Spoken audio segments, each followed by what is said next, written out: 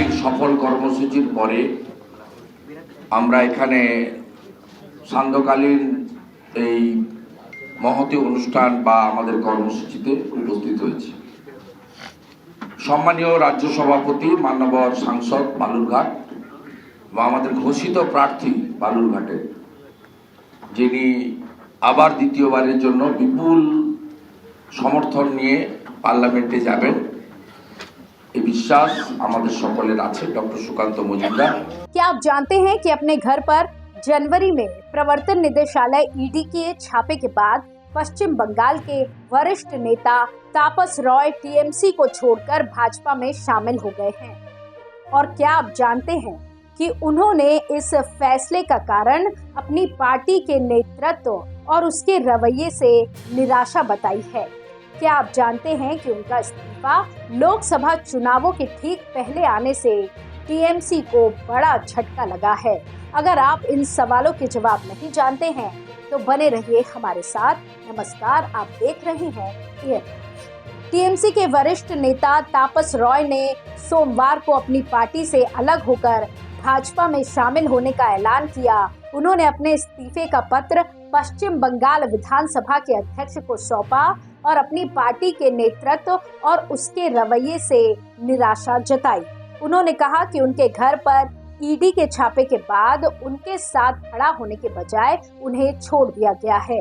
उन्होंने ये भी आरोप लगाया कि उनके खिलाफ ईडी की कार्रवाई के पीछे उनकी पार्टी के कुछ नेता जिम्मेदार हैं।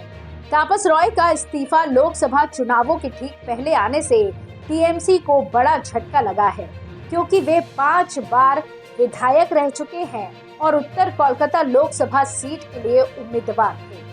उन्होंने अपने पार्टी के लोकसभा सांसद सुदीप बंदोपाध्याय के साथ मतभेद रखने का भी इशारा किया।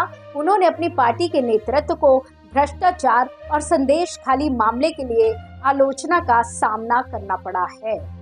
आपको बता दें कि संदेश खाली एक गांव है जहां टीएमसी के नेता शाहजहां शेख के खिलाफ महिलाओं ने यौन उत्पीड़न और जमीन हड़पने का आरोप लगाया है।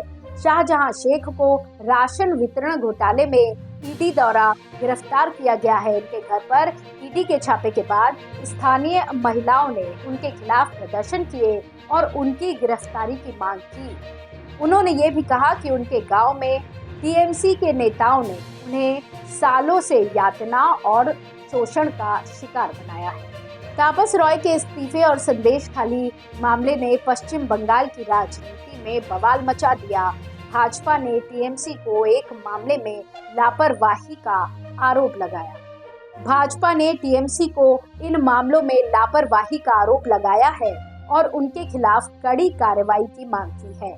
भाजपा के नेता नरेंद्र मोदी और अमित शाह ने पश्चिम बंगाल में अपनी पार्टी को मजबूत करने के लिए तापस रॉय का स्वागत किया। उन्होंने कहा कि तापस रॉय का भाजपा में आना टीएमसी के अंत की शुरुआत है। उन्होंने टीएमसी पर जनता का विश्वास खोने का आरोप लगाया है और कहा है कि लोकसभा चुनावों में भाजपा पश्चिम बंगाल में बहुमत पाएगी।